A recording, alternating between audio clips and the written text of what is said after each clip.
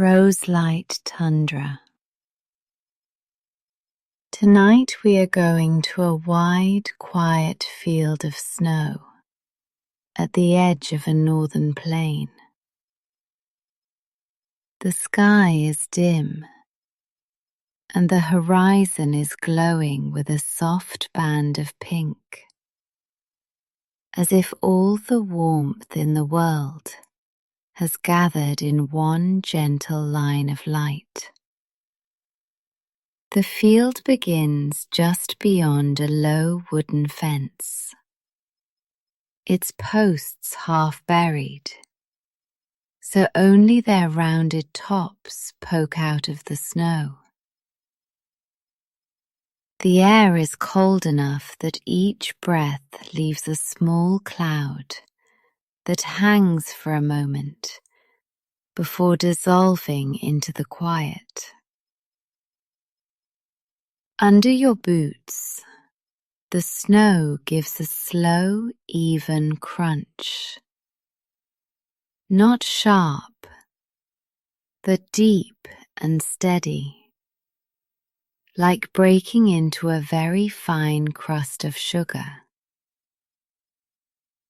The world feels open and simple here. Ahead of you, the land stretches out in a smooth white sheet, rising and falling in very shallow waves.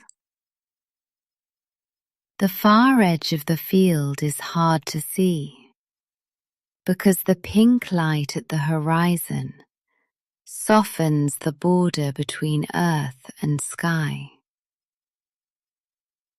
The cold air carries almost no smell, only a faint dryness, and the clean hint of frozen wood from the fence behind you.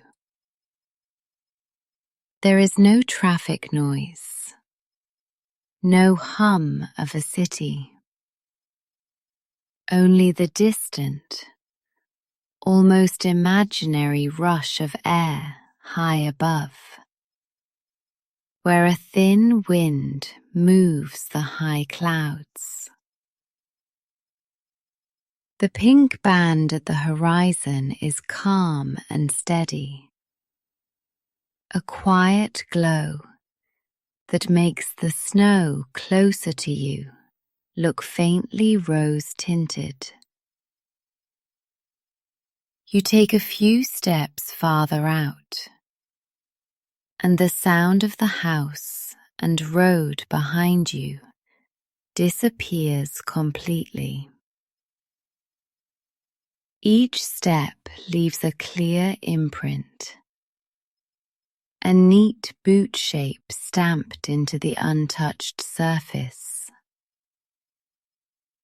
At first, the snow is firm. Then your foot sinks a little deeper, and the upper crust breaks into soft, powdery layers beneath. When you lift your foot again, a small drift of crystals pours back into the hole, like a slow, silent fountain. The fabric of your coat rustles softly when you move your arms, and your gloves slide smoothly against each other when you adjust your scarf. Your breath rises in front of your face and briefly catches the pink light, making the cloud look faintly colored. Then it vanishes. Somewhere far off, a single bird calls once and then goes quiet, its note thin and clear in the cold air. You stop and listen, but there is only stillness again. as if the field has accepted you and settled back down. The snow under your boots feels more familiar with each step, and the rhythm of walking in it becomes slow and easy. Up close, the snow is not perfectly flat at all. It is full of small details, the kind your eyes only find when you stand still. There are tiny ridges where the wind has pushed the surface into lines, each ridge only as high as the thickness of a finger.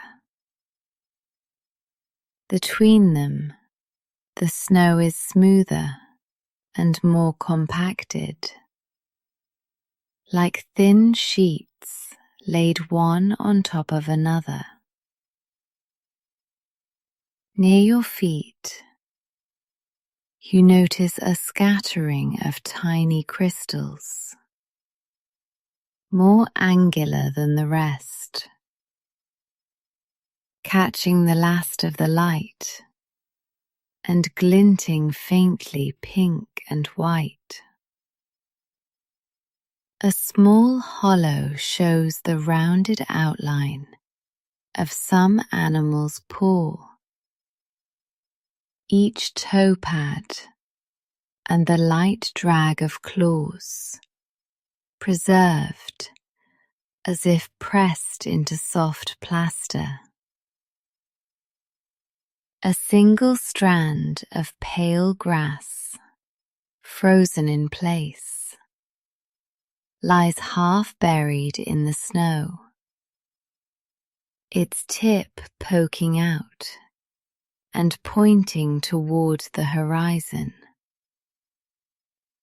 When you kneel briefly and touch the surface with a gloved hand, the snow squeaks very faintly and gives way in a soft crumble under your fingers. Your glove gathers a loose layer on the fabric, and when you brush it off, the flakes fall in a slow, steady curtain. On the far side of the field, a line of low shrubs marks the beginning of a different landscape. Their branches reach up from the snow, like thin, dark lines drawn with a careful pen. Most of the twigs are bare, but here and there, small clumps of snow cling to them, making tiny white caps that glow gently in the colored light. The snow is piled higher around the bases of the shrubs, forming soft mounds that lean up against the stems, as if the field has tried to tuck them in. Behind the shrubs, a rise in the land blocks whatever lies beyond. So the edge of the field feels like the edge of the world. The pink light washes along the tops of the branches, turning the uppermost ones a dim coral color, while the lower parts remain grey and blue. Between the shrubs, you can see slim paths where small animals have passed. The snow pressed into narrow tunnels only a few inches deep. The paths weave and cross like simple drawings, each one going from one safe patch of cover to another.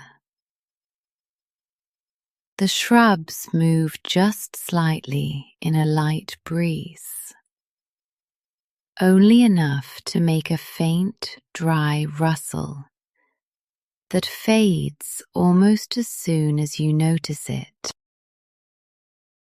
To your right, not far from the fence line, sits a small wooden cabin. Its walls are made of simple horizontal planks, stained a dark brown that almost disappears now that the light is low. Snow has built up against its sides, giving it a gently rounded base, as if the building has been pressed into the field. The roof is covered in a neat layer of snow that lies in even thickness from edge to edge, except where a metal chimney breaks through, puffing a slow stream of grey-white smoke into the cold air. The smoke rises straight up at first, then bends and thins as a higher wind catches it, spreading it along the same line as the pink horizon. One of the cabin's windows is lit from inside, casting a rectangle of soft yellow-orange light onto the snow just below.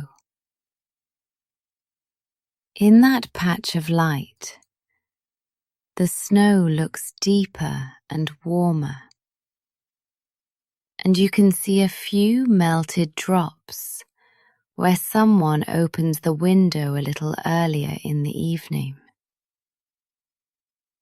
Behind the glass, a figure moves slowly, perhaps setting a mug down, perhaps folding a blanket. The details are blurry, but the steady, unhurried movement adds a sense of quiet life to the scene.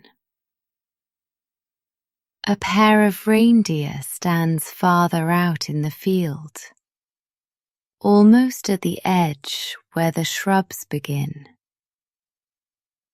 Their shapes are dark against the snow, their bodies solid and rounded, covered in thick winter fur. Their antlers rise like small, complicated trees, each branch tipped with a blunt, pale point. A light wind ruffles the fur along their shoulders, and tiny crystals of frost cling to the whiskers around their noses. When they breathe, each exhale hangs in the air as a cloud of white steam, drifting sideways before fading into the cold.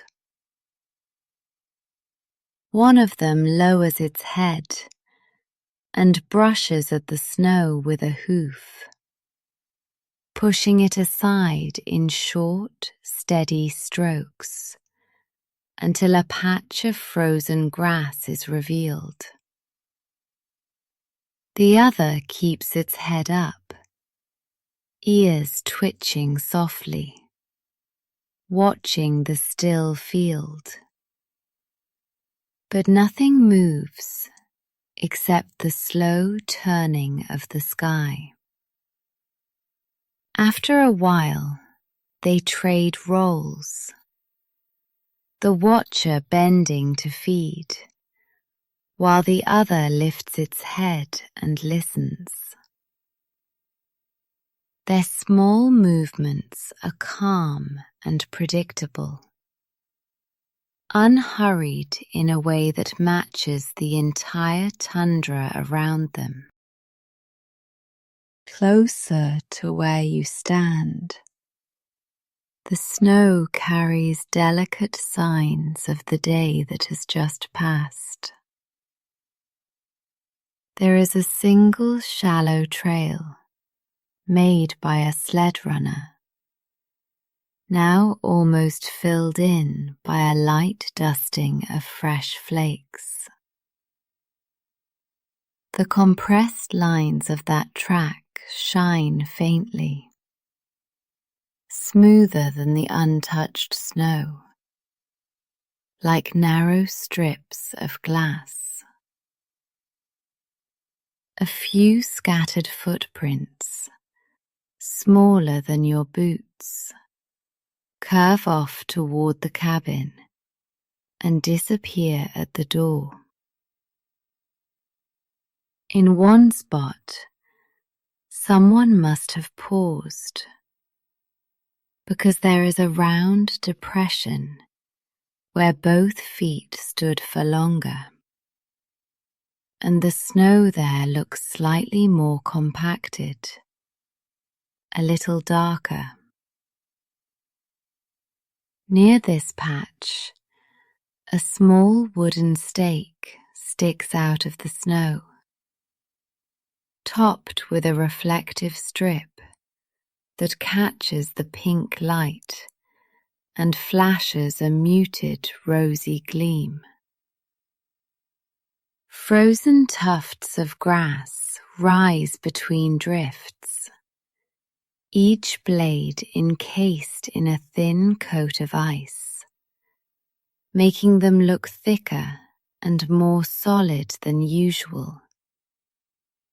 When the wind brushes by, they make a faint, glassy ticking sound as they knock against each other. As you walk slowly along the field's edge, you notice a series of tiny prints that cross your path at a diagonal. They are much smaller than the reindeer tracks, almost dainty, a pattern of neat dots spaced at regular intervals. Following them with your eyes, you see where they lead to a hollow under one of the shrubs, the entrance marked by a slight disturbance and a darker patch of snow. From that shadowed space, an Arctic fox emerges.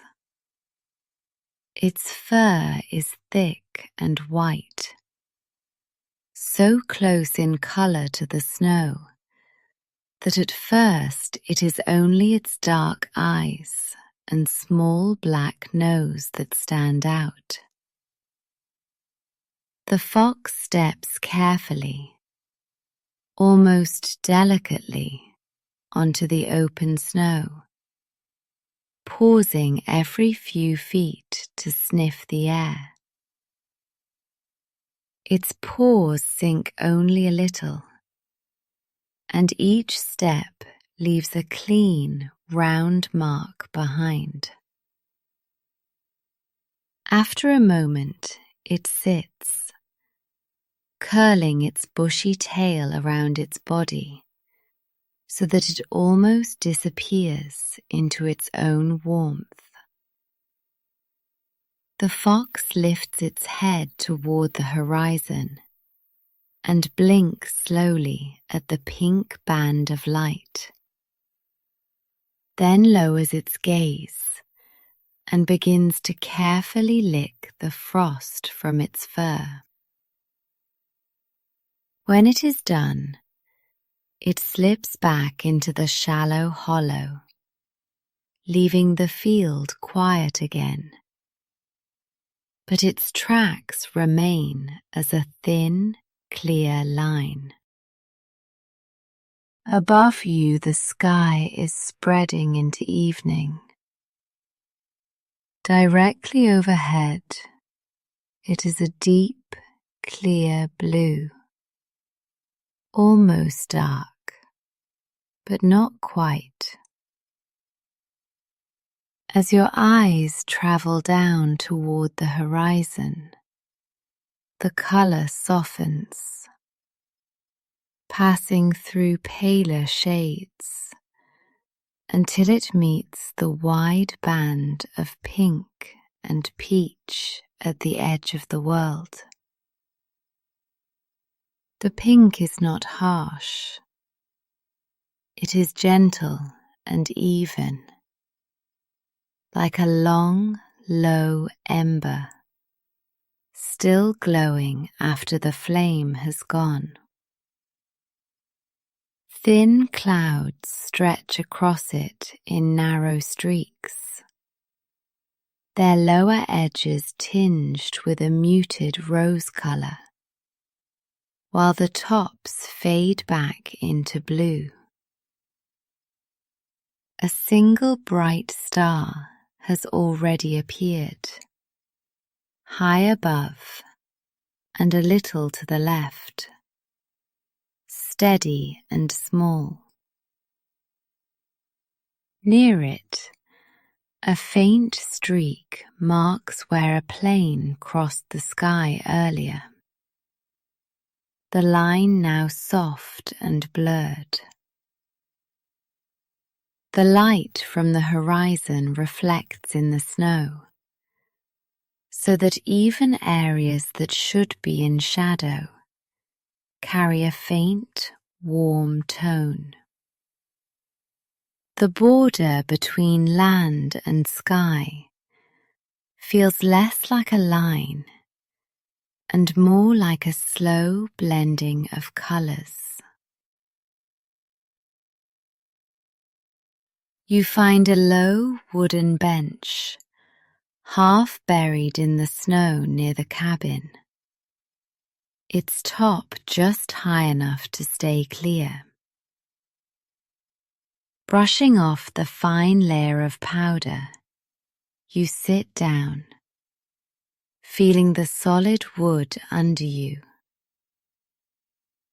The bench is a little cold at first, even through your clothing, but your body warms the spot quickly. From here, the field stretches in a gentle arc, so you can see both the distant shrubs and the reindeer, and the small impression of the fox's hollow. Your legs make new impressions in the snow in front of the bench, the fabric at your knees folding slightly as you settle. You rest your hands on your thighs, and the gloves leave faint marks when you lift them again. The quiet is so complete that the soft rustle of your coat sounds louder than it really is. Then that small sound is gone as well. Somewhere inside the cabin, a door closes softly, the noise muffled by the walls and the snow, like a hand placed gently over a bell. Farther along the horizon, a set of faint lights appears, low and in a straight line. At first they are just small dots against the pink band, but as you watch, they move slowly from left to right. It is a distant maintenance vehicle on a winter road, or perhaps a small train, following its route across the open land. The lights are steady, pale yellow and white, gliding along together at a calm, unchanging speed. You cannot hear any engine, no rumble or clatter. Only see the quiet procession of light across the field's distant edge. Now and then, one of the lights seems to blink as it passes behind a thin stand of trees you can only faintly make out. Then it emerges again, continuing its measured path. After several minutes, the lights reach a part of the horizon where the land rises slightly, and they begin to disappear one by one, sinking below your line of sight until only a single glow remains. Finally, that too is gone, and the horizon is again only snow and sky. Near your boots, the snow holds tiny treasures that only show themselves when the light is at this exact angle. Small, flat ice crystals lie on the surface like scattered pieces of glass, each one with a different pattern etched into it. When you shift slightly on the bench, your movement sends a faint tremor through the layer of snow, and a few of the crystals slide a short distance, leaving narrow, bright trails behind them. A thin crust has formed on top of the powder here, and when you press your heel down, it breaks with a soft, satisfying crunch.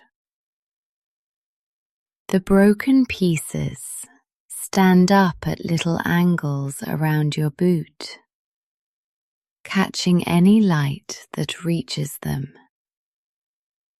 A single feather, probably from a passing bird earlier in the day, lies half buried near your foot.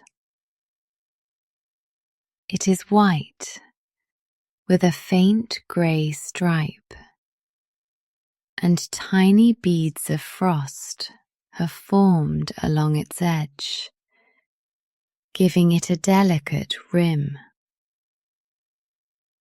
When a light breeze passes, the feather trembles but does not blow away. The snow has a firm hold on its base. As the evening deepens, the pink light along the horizon begins to change. It shifts from soft rose to a gentler, more muted mauve, the warmth slowly cooling but not disappearing entirely.